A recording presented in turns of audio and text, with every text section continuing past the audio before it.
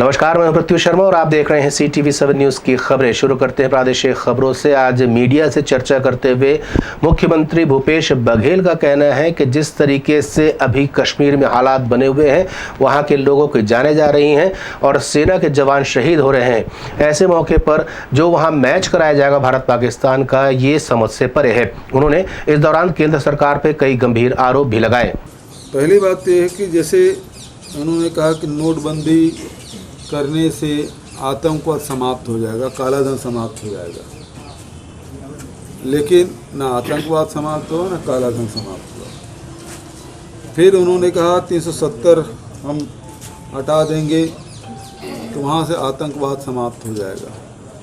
न केवल 370 हटाए, बल्कि वहाँ राज्य का जो दर्जा था जम्मू कश्मीर, ये पहला प्रधानमंत्री है जिसके कार्यकाल में राज्य की संख्या घटी।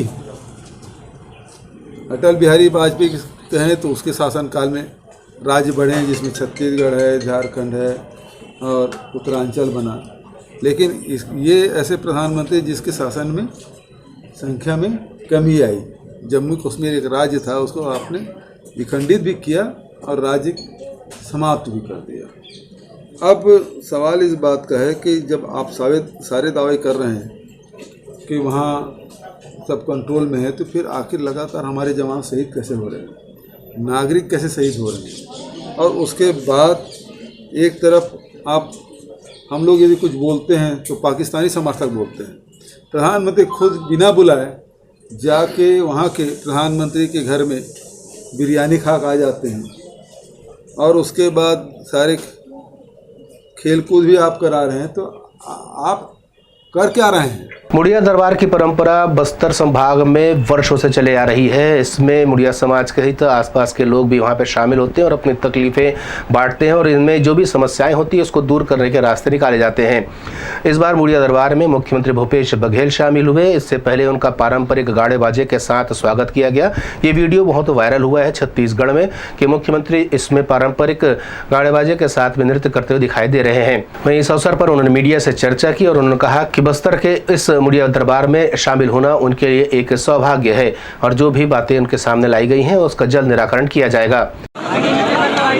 ये मेरा सौभाग्य है कि मुड़िया दरबार में आने का निमंत्रण भाई दीपक भाई जी और सभी हमारे मांझी भाई चालकी सब लोग निमंत्रण देने आए थे। मैं यहाँ उपस्थित हुआ, सभी प्रमुख लोगों से भेंट मुलाकात हुई, जनप्रतिनिधियों से भेंट हुई और सभी को बस्तर दशहरा के खूब सारी बधाई, शुभकामनाएं। और इस दरबार में बैठ के बस्तर के विकास की बात होती है, यहाँ के लोगों के हितों की बात होती है। आज भी वो परंपरा का निर्वहन किया गया और बहुत सारी बातें हैं जिसकी घोषणा मैंने की। Bureau report CTV7 Bastar. Bastar chamber of commerce की स्वर्ण जयंती समारोह में भी मुख्यमंत्री शामिल हुए हैं। उन्होंने यहाँ पर उद्योगों के जो संरचनाएं हैं और जो यहाँ पे चैम्बर ऑफ कॉमर्स के सदस्य हैं उनसे भी चर्चा की है। स्वर्ण जयंती समारोह को संबोधित करते हुए उन्होंने इस पर असीम संभावनाओं पर अपने विचार रखे हैं। उनका कहना है कि बस्तर एक ऐसा क्षेत्र है जहाँ पर रॉ मटेरियल काफ़ी मात्रा में उपलब्ध है और इससे प्रदेश के विकास को काफ़ी गति मिल सकती है। इधर भारतीय किसान मोर्चा का रेल रोको आंदोलन आज पूरी तरीके से फेल साबित हुआ है। हालांकि उत्तर प्रदेश सहित कुछ राज्यों में रेल रोकी गई है। लगभग 3 से 4 रेलों के प्रभावित होने की बातें कही जा रही हैं। लेकिन IAK के जो यहाँ पे सदस्य थे, ऑल इंडिया किसान यूनियन के जो सदस्य थे, उनके द्वारा प्रयास किया गया, लेकिन ये पूरी तरीके से विफल साबित हुआ। पत्थलगांव की घटना को लेकर के भारतीय जनता युवा मोर्चा ने मुख्यमंत्री भूपेश बघेल का पुतला दहन किया है। उन्होंने उनके खिलाफ नारेबाजी की है। उनका कहना है कि जिस तरीके से यह घटना घट रही है और जो गांजा माफिया छत्तीसगढ़ में निर्भीक होकर घूम रहा है, ये सब प्रदेश की अराजक सरकार की वजह से हो रहा है और इसके लिए पूरी तरीके से भूपेश सरकार जिम्मेदार है। उन्होंने पुतला दहन करते हुए राज्य सरकार पर गंभीर आरोप लगाए हैं। उनका यह भी कहना है कि भेदभाव वाली नीति प्रदेश सरकार अपना रही है। लखीमपुर के पीड़ितों के साथ जैसा व्यवहार सरकार का है, वहीं पत्थलगांव के पीड़ित जो हैं उनके साथ वैसा व्यवहार नहीं कर रही है।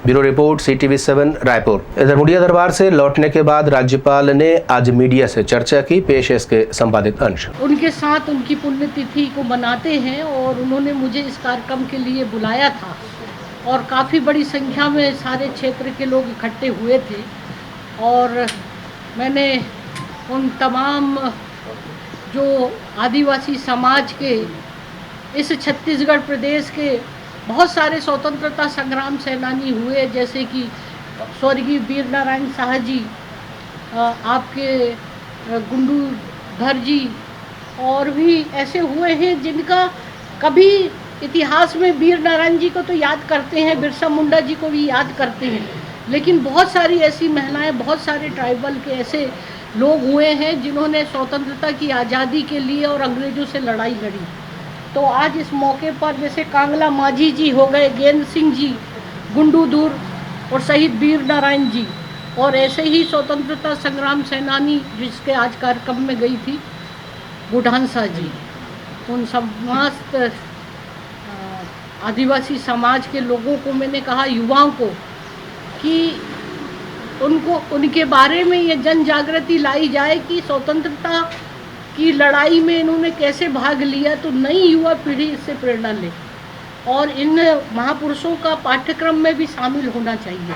और ये वर्ष प्रधानमंत्री माननीय नरेंद्र मोदी जी ने भी अमृत महोत्सव के उपलक्ष्य में 75वीं आज़ादी के 75 वर्षगांठ की घोषणा की और पूरे देश भर में इस तरह से जो लोग गुमनामी का, जिनका इतिहास में भी नाम नहीं है, कम से कम उन लोग वहाँ जाकर उनके बारे में जानकारी लें और उनका सम्मान करें और उनके स्मारक बनाएं उस जगह पर जहाँ के वो रहने वाले, जहाँ जन्म लिए। तो बहुत लोग छत्तीसगढ़ के प्रदेश में भी बहुत लोगों की ये जानकारी नहीं है। ऐसे ही मध्य प्रदेश हुआ, झारखंड हुआ, तो इस संबंध में मैंने उनको बड़ा विस्तार से जानकारी दी।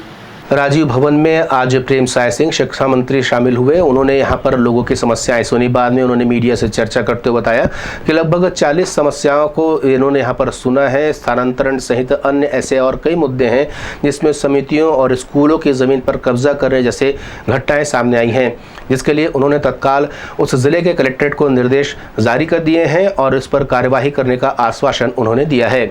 आज मुश्किल से 40-50 आवेदन पत्र हम लोग को मिले। उसमें कुछ स्कूल में अवैध कब्जा हुआ है, उसका मिला। हमने यहीं से निर्देश दिए कलेक्टर साहब को कि उसको हटवाइए, कौन वहाँ पे कब्जा किया हुआ है। एक आध दो ट्रांसफ़र किए मिले हुए। आप सबको पता है कि ट्रांसफ़र में प्रतिबंध है। हम माननीय मुख्यमंत्री जी को उसके लिए संप्रेषित करेंगे। और कुछ समितियों के मामले में भी कि कुछ किस गाँव की समिति में रखा जाए। तो समितियों के जब गठन हो रहा था उस समय मैंने सभी माननीय विधायकों का, सभी वहाँ के हमारे जो पदाधिकारियों का, सबका सहमति लेके कौन सी समिति में कौन से गांव उसमें आएंगे और सबके सहमति से हम समिति बनाए हैं। और इसलिए कि उसमें किसी प्रकार का कोई दिक्कत नहीं है।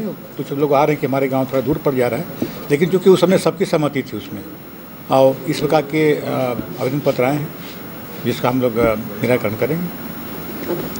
रायपुर से भीमराव की रिपोर्ट। वहीं जब मीडिया ने उनसे सवाल किया कि अंबिकापुर में जिस तरीके से 7 नवजातों की मृत्यु हो गई है उसको लेकर के प्रदेश सरकार क्या कर रही है, तो उनका कहना था कि प्रदेश सरकार ने इसके लिए जांच कमेटी बना दी है और जिन बच्चों की मृत्यु हुई है वो कमज़ोर बच्चे थे। उन्होंने और भी ऐसे कई तथ्य सामने रखे और सरकार का बचाव करते हुए नजर आए।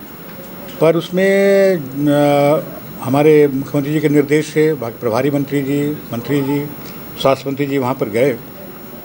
उन्होंने बैठक भी लिया उन्होंने और जांच के भी निर्देश दिए हैं। कुछ टीम रायपुर से भी गया है, कुछ बिलासपुर से भी गया है। लेकिन वहाँ जो जानकारी मिली है उसमें ये था कि जो नवजात शिशु हैं वो एक तो प्री मेच्योर डिलीवरी हुई है, जिनको कोई 7 महीने में हुआ है, किसी को वजन 1 किलो है, किसी का 700 ग्राम है। और ऐसे क्रिटिकल पोजीशन के नवजात शिशु वहाँ पर आते हैं और जो वहाँ पर जो संस्था है special newborn baby care unit में वहाँ भर्ती होते हैं।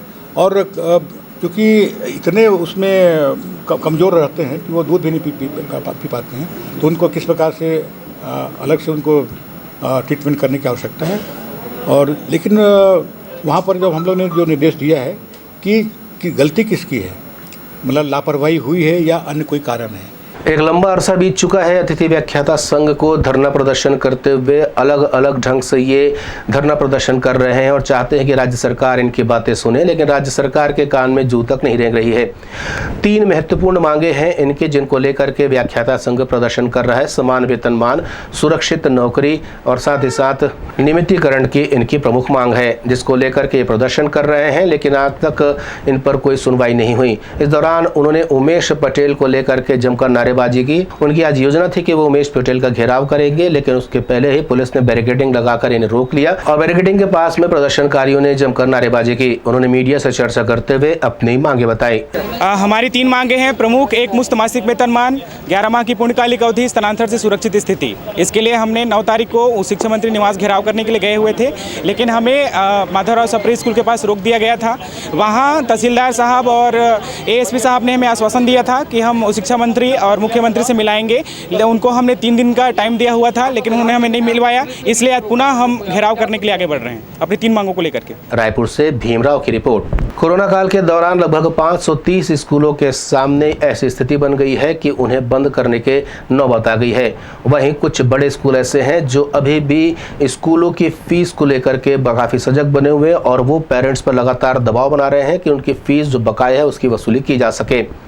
वो इस मामले में जब सवाल किया गया शिक्षा मंत्री से तो उनका कहना था इसके लिए कमेटी बनाई गई है और कमेटी निर्धारित करेगी कि कितनी फीस ली जानी चाहिए। नहीं, गाइडलाइन पूरी जारी की गई है, क्योंकि कोरोना के समय आपको ख्याल है कि 1.5 साल से तो स्कूल बंद थे। तो जब स्कूल बंद थे 1.5 साल से और कोई बैठकें हो नहीं पा रही थी, कोरोना जैसी समाप्त हो रही है, उसके अनुसार से जो शेड्यूल है उसमें कार्रवाई करेंगे। आपने कहा 1.5 साल से स्कूल बंद थी, फिर भी पूरी फीस ली गई प्राइवेट स्कूल से, ना तो उसमें डिस्काउंट किया गया ना कुछ किया गया। अभी भी स्कूलें बंद है, बहुत स्कूलें बंद हैं, पर फीस पूरी दी जा रही है। उसको लेकर कोई निर्देश नहीं है आने वाले समय में? नहीं, देखिए, पूरी जो कुछ लोग इसको कोर्ट भी गए थे, माननीय न्यायालय में गए थे। न्यायालय ने जो निर्देश दिया कि जो हम पढ़ा रहे हैं तो कम से कम जो उसकी ट्यूशन फीस है वो दी जाए, लेकिन कुछ ट्यूशन फीस भी नहीं दे पा रहे हैं उसमें। ट्यूशन ज़्यादा फीस दिया है, एक्टिविटी फीस नहीं है, उसकी बात उसकी तो वो आपका जो कमेटी है वो तय करेगी। हमने जो कमेटी बनाया हुआ है वो तय करेगी कि अब उसके क्या सुविधा वहाँ पर है, क्या किस प्रकार की पढ़ाई हो रही है, उसके अनुसार उनकी क्या फीस होनी चाहिए वो तय कर, तो जो कमेटी बनाए वो तय करेगी। स्कूल स्तर पर जो कमेटियाँ हैं, अगर उसमें कोई जो उन्हें सिफारिश किया है उससे कोई संतुष्ट नहीं है, चाहे स्कूल प्रबंधन चाहे पालक संघ, तो फिर वो आगे की कमेटी में जाएगा। जो कलेक्टर की जो कमेटी है वो आखिर कब कमेटी रहेगी उसमें। CTV 7 न्यूज़ की खबरों में फिलहाल इतना ही। नए समाचारों के साथ आपसे फिर होगी मुलाकात। तब तक मुझे दी अनुमति। नमस्कार।